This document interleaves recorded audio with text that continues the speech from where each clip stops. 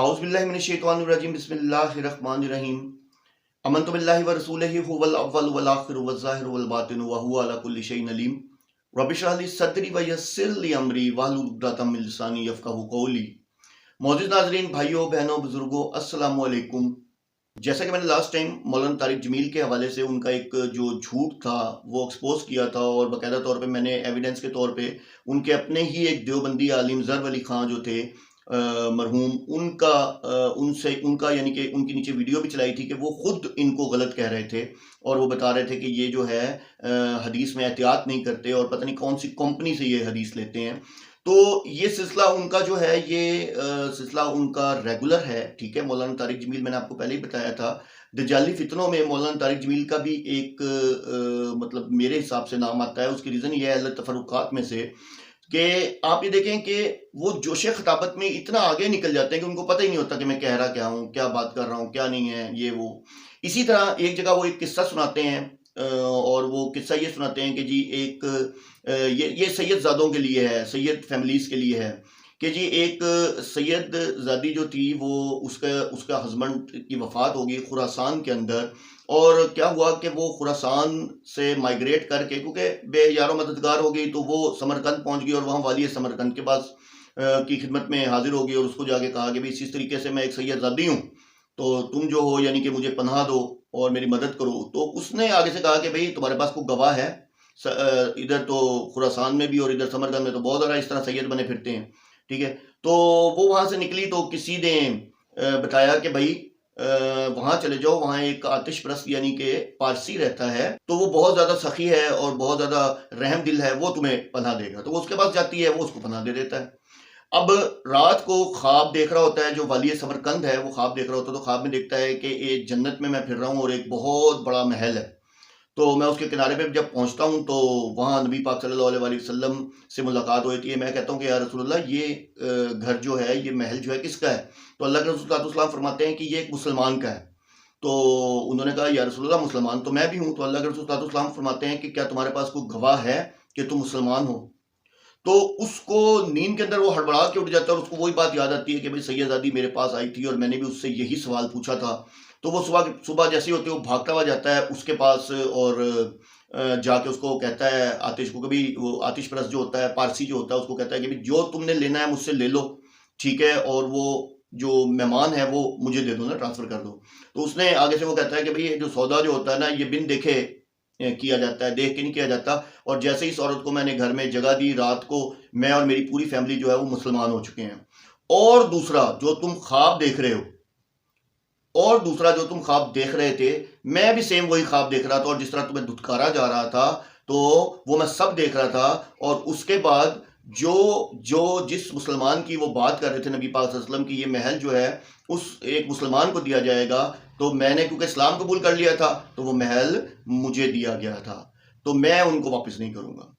اب آپ دیکھیں کہ یہ بھی میں ویڈیو بھی چلا دوں گا، ویڈیو میں آپ ان کی بھی دیکھ لیجئے گا، لیکن دیکھیں حیرانگی اس کی بات ہے کہ اتنا بلوٹوتھ کا سسٹم پرانا ہے کہ بھئی وہ بھی خواب دیکھ رہے ہیں، وہ بھی خواب دیکھ رہے ہیں۔ اچھا، پھر نعوذ باللہ معاذ اللہ، ایک پارسی غیر مذہب کو، یعنی کہ آپ یہ دیکھیں کہ غیب کا علم ہوا تھا کہ جی اس نے بھی وہی خواب دیکھا جو وہ دیکھ رہا تھا، یعنی کہ ایک پارسی جو خواب دیکھ رہا تھا اس کو غیب کا علم، یعنی کہ ایک نعوذ باللہ معاذ اللہ ایک غیر مسلم کو آپ غیب کا علم بتا رہے ہیں کہ وہ غیب کا علم یعنی کہ اس کے پاس تھا، ٹھیک ہے۔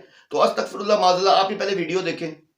سب سے مقدس نسل خراسان میں ایک آل رسول میں سے شخص کا انتقال ہوا، فاقے آئے، بیوی نے اپنے فاقہ چھپانے کے لیے ہجرت کی، سمرقند چلی گئی۔ وہاں پہنچی تو ایک والی سمرقند کے پاس گئی، مسافر ہوں، پردیسی ہوں، رات کے لیے ٹھکانہ چاہیے، بچوں کے لیے خوراک چاہیے، میں آل رسول میں سے ہوں۔ اس نے کہا کوئی گواہ لاؤ، تو آل رسول میں ہے؟ کہ میں تو پردیسی ہوں، میرا تو کوئی گواہ نہیں۔ وہ کہنے لگا یہاں ہر دوسرا آدمی کہتا میں آل رسول ہوں۔ وہ پریشان ہوئی، کسی نے کہا وہ جو پارسی ہے نا آتش پرست بڑا سخی ہے، اس کے پاس چلی جا۔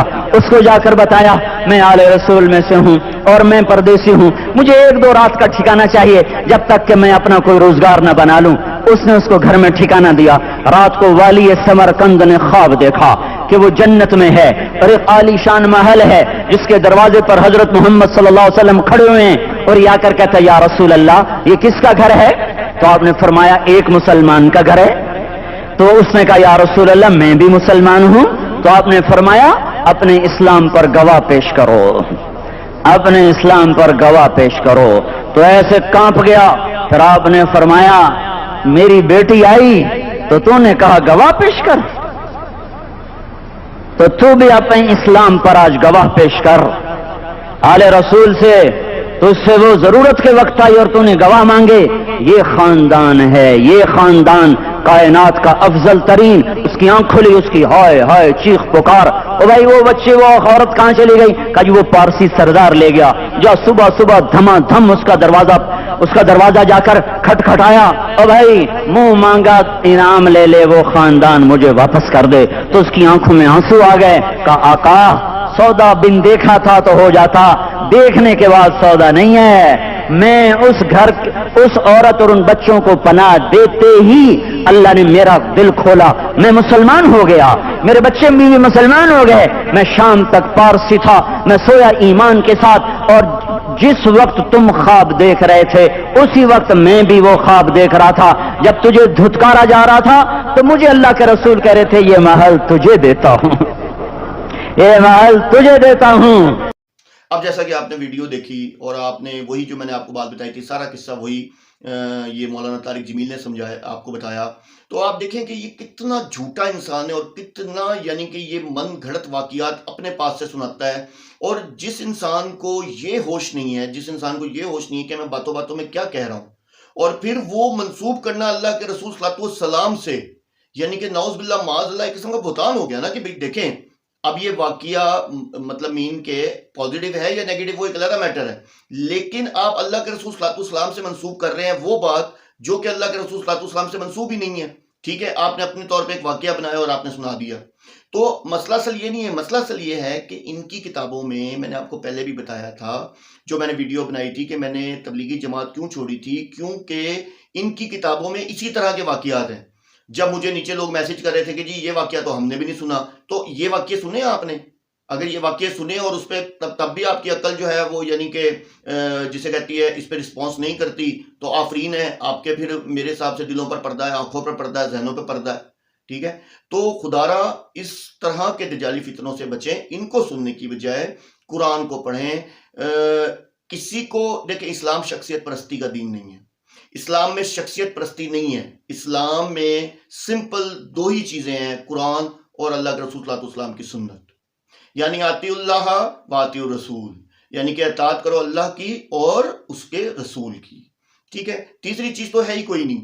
تو آپ بنسبت اس کے اچھا چلے سن بھی رہے ہیں, ایک دفعہ اس کو ویریفائی بھی کر لینا, ایک دفعہ اس کی ویریفیکیشن کر لیں کہ آیا کہ مولانا صاحب جو ہیں سچ بول رہے ہیں جھوٹ بول رہے ہیں. لیکن نہیں, پیچھے سبحان اللہ چل رہا ہے. تو خدارا ان فتنوں سے باہر نکلیں. ٹھیک ہے, قرآن پڑھیں. قرآن بہت آسان ہے. جو آپ کو یہ کہتا ہے کہ قرآن مشکل ہے وہ آپ کا, میرا نہیں, اللہ کا منکر ہے. ٹھیک ہے, اور چونکہ سورہ قمر میں 4 دفعہ یہ الفاظ آئے ہیں وَلَقَدْ يَسَّرْنَا الْقُرْآنَ لِلذِّكْرِ, اور یقیناً ہم نے قرآن کو آسان کر دیا یاد دہانی کے لیے, ذکر کے لیے, یاد کرنے کے لیے. فَهَلْ مِن مُدَّكِّرٍ, پس کوئی ہے جو نصیحت پکڑے. تو خدارا ان فتنوں سے خود کو باہر نکالیں. یہ واقعی میں آپ لوگوں کو جو ہے مطلب یہ فتنے کی طرف لے کے جا رہے ہیں. آپ لوگوں کو دیکھیں, آج آپ غلط سنیں گے تو لازمی بات ہے آگے غلط پھیلائیں گے نا. تو ایسا جب واقعہ ہے ہی نہیں, اور پھر نعوذ باللہ اس سے کیا شو ہوتا ہے؟ اس سے شو ہوتا ہے کہ ایک غیر مذہب کو جو ہے وہ یعنی کہ غیب کا علم تھا. تو استغفر اللہ معاذ اللہ. اللہ عز و جل آپ کو, مجھے, ہم سب کو اس طرح کے دجالی فتنوں سے محفوظ رکھے. وآخر دعوانا ان الحمدللہ رب العالمین.